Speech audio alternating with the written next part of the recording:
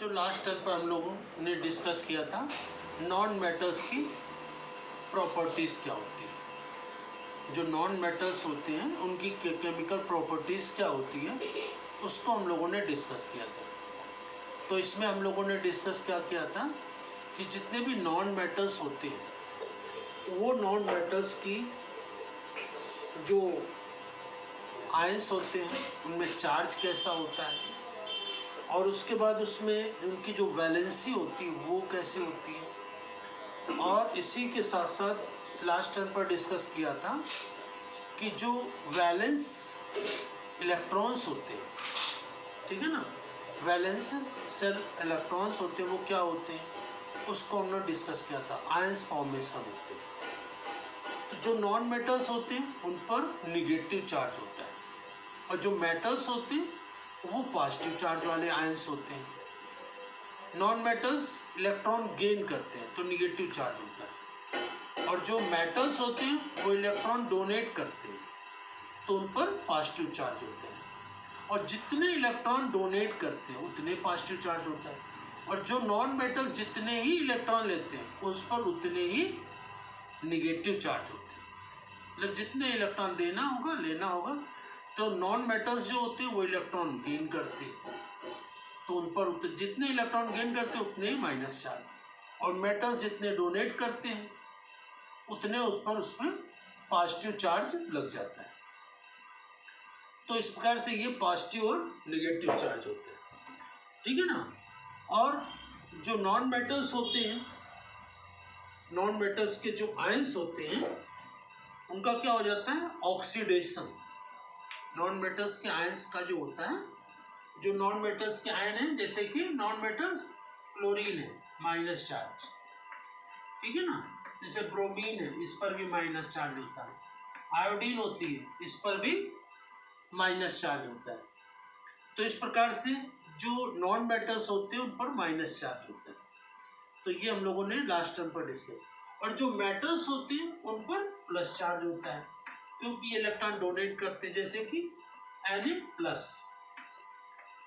K plus, magnesium Mg double plus, क्योंकि ये 2 electron donate करता है तो डबल प्लस आएगा। पोटेशियम 1 इलेक्ट्रॉन डोनेट करता है तो 1, और ये सब इलेक्ट्रॉन डोनेट करते तो या गेन करते तो वो दोनों ही कंडीशन में क्या होता है, लेना इलेक्ट्रॉन का या देना, ये ऑक्टेट कंप्लीट करने के लिए होता है। ऑक्टेट कंप्लीट होना चाहिए, इलेक्ट्रॉन ले करके या दे करके, किसी भी कंडीशन में ऑक्टेट को कंप्लीट हो जाना चाहिए, ठीक है ना। तो ऑक्टेट कंप्लीट करने के लिए ये ऐसा करते हैं। और जो नॉन मेटल होते हैं उनका ऑक्सीडेशन हो जाता है। और इसके बाद इसमें जो मेटल्स होते हैं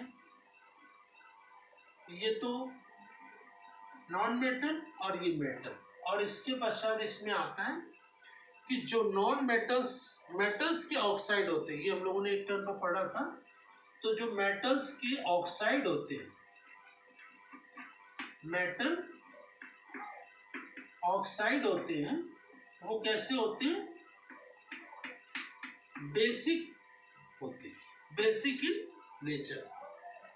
और जो नॉन मेटल के ऑक्साइड होते हैं, नॉन मेटल ऑक्साइड जो होते हैं वो कैसे होते हैं, एसिडिक होते हैं। नॉन मेटल ऑक्साइड एसिडिक होते हैं, अम्लीय होते हैं। तो ये डिफरेंस होता है, ये ध्यान रखेंगे। मेटल्स के ऑक्साइड मतलब मेटल में जो ऑक्सीजन लगा होता है उसका नेचर कैसा होता है, बेसिक। और जो नॉन मेटल के ऑक्साइड होते हैं वो एसिडिक नेचर के होते हैं, ठीक है ना। और इसको हम टेस्ट कर सकते हैं किसके द्वारा, लिटमस पेपर के द्वारा, ठीक है ना। लिटमस पेपर जो 2 प्रकार का होते हैं, रेड एंड ब्लू, तो उससे इनका नेचर ये एसिडिक है या बेसिक है उसको टेस्ट कर सकते हैं। और जो नॉन मेटल्स हैं उनकी मेटल्स से जो प्रॉपर्टीज होती है वो भी काफ़ी डिफरेंट होती है। जैसे मेटल्स जो होते हैं वो वाटर से रिएक्ट करके क्या बनाते थे, वो हाइड्रोजन गैस निकालते हैं। जिससे कहा कि हम लोगों ने ऑपरेटर्स बना करके भी इसको डिस्कस किया था कि मेटल्स की रिएक्शन वाटर से कराई थी, वाटर वेपर से, तो इसमें हाइड्रोजन गैस निकलती है। लेकिन नॉन मेटल में ऐसा नहीं होता है, नॉन मेटल वाटर से रिएक्ट नहीं करता है। नंबर 2, मेटल एसिड से रिएक्ट करके क्या बना लेते हैं, हाइड्रोजन गैस निकालते हैं।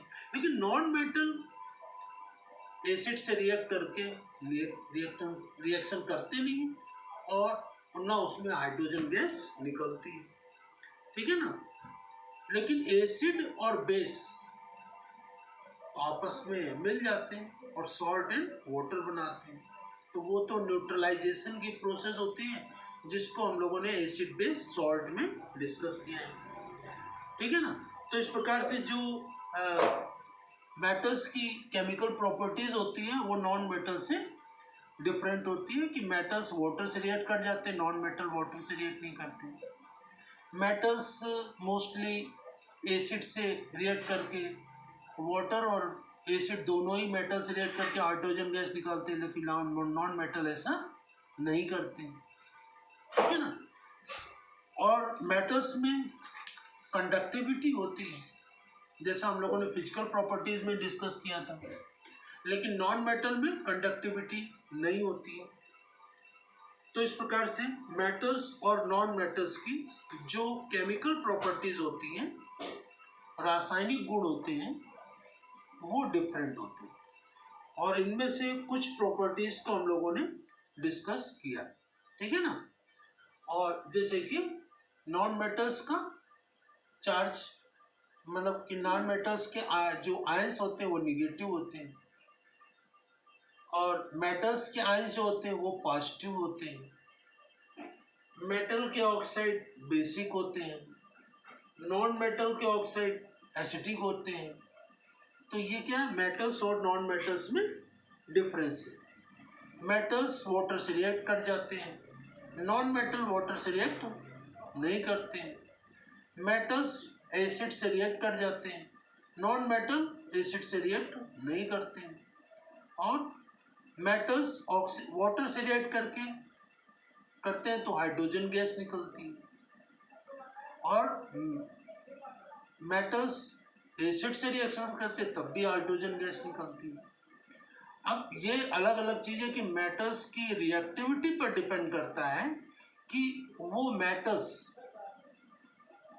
अधिक रिएक्टिव है या कम रिएक्टिव है। जैसे कि सोडियम और पोटेशियम मोस्ट रिएक्टिव होते हैं, ठीक है ना। ये सामान्य ठंडे पानी से ही रिएक्ट कर जाते हैं और इसमें हाइड्रोजन गैस निकलती है। लेकिन दूसरे मेटल्स जैसे कि एल्युमिनियम, कॉपर, आयरन, ये ठंडे पानी से, कोल्ड वाटर से रिएक्शन जल्दी नहीं करते हैं और ना इसमें हाइड्रोजन गैस निकलती है। इसमें अगर जो एल्युमिनियम, कॉपर, आयरन, इनकी रिएक्शन हॉट वाटर से करा दी जाए या वाटर वेपर से करा दी जाए, हॉट वाटर से या वाटर वेपर से करा दें तो हाइड्रोजन गैस निकलेगी। तो मेटल जो होते हैं उनकी रिएक्टिविटी पर डिपेंड करता है कि वो उनको हीट करने पर ये रिएक्शन होगी और हाइड्रोजन गैस निकलेगी कि ठंडे में ही रिएक्शन कर जाएंगे। तो इसके लिए हम लोगों ने एक पढ़ी थी रिएक्टिविटी सीरीज, है ना। तो रिएक्टिविटी सीरीज में हम लोगों ने देखा था कि जो मोस्ट रिएक्टिव एलिमेंट्स हैं मेटल से वो एक तरफ है, और जो लेस रिएक्टिव मेटल्स हैं वो एक हो गई। तो जैसे हम लोगों ने रिएक्टिविटी सीरीज बनाई थी तो उसमें एक और सबसे ऊपर रखा था पोटेशियम को, है ना। सोडियम और पोटेशियम ये ऊपर थे मोस्ट रिएक्टिव, और सबसे नीचे लेस रिएक्टिव गोल्ड था, Au। अब तो गोल्ड से को वाटर से या एसिड से रिएक्शन कराएंगे तो जल्दी हाइड्रोजन गैस नहीं निकलेगी क्योंकि लेस रिएक्टिव है, और सोडियम पोटेशियम मोस्ट रिएक्टिव है तो ये तुरंत रिएक्ट कर जाएंगे वाटर से भी और एसिड से भी, और हाइड्रोजन गैस निकलेगी। और बीच में इसके जो एलिमेंट्स हैं, मेटल्स हैं, जैसे एल्युमिनियम है, आयरन है, कॉपर है, मैग्नीशियम है, कैल्शियम है, जिंक है, ये सब भी रिएक्टिव हैं लेकिन कम, सोडियम और पोटेशियम से कम। तो ये अगर हीट करेंगे हॉट वाटर से या वाटर वेपर से रिएक्शन कराएंगे तो रिएक्शन करेंगे, ठंडे पानी से नहीं करेंगे। तो ये मेटल्स की रिएक्टिविटी पर डिपेंड करता है कि वो अधिक एक्टिव है या कम एक्टिव है, और उसी से इसमें हाइड्रोजन गैस इवॉल्व होती है। तो ये मेटल्स और नॉन मेटल्स की जो प्रॉपर्टीज होती, केमिकल प्रॉपर्टीज, उनमें क्या डिफरेंस होता है वो हम लोगों ने आज डिस्कस किया, ठीक है ना। और इसी के बाद नेक्स्ट टर्न पर इसी में आगे डिस्कस करेंगे मेटल्स और नॉन मेटल्स में जो दूसरे इसमें टॉपिक है, ठीक है। और इन मेटल्स और नॉन मेटल्स के टॉपिक, फिजिकल प्रॉपर्टीज, मेटल्स और नॉन मेटल्स की केमिकल प्रॉपर्टीज, वो हम लोगों ने डिस्कस कर ली। इसमें क्या होती प्रॉपर्टीज और इनमें डिफरेंस क्या होता है मेटल्स और नॉन मेटल्स की प्रॉपर्टीज में, फिजिकल प्रॉपर्टीज में क्या डिफरेंस होता है और केमिकल प्रॉपर्टीज में क्या डिफरेंस होता है। नेक्स्ट टर्न पर इसी में जो मेटल और नॉन मेटल में अगले टॉपिक हैं उनको डिस्कस करेंगे। Thank you.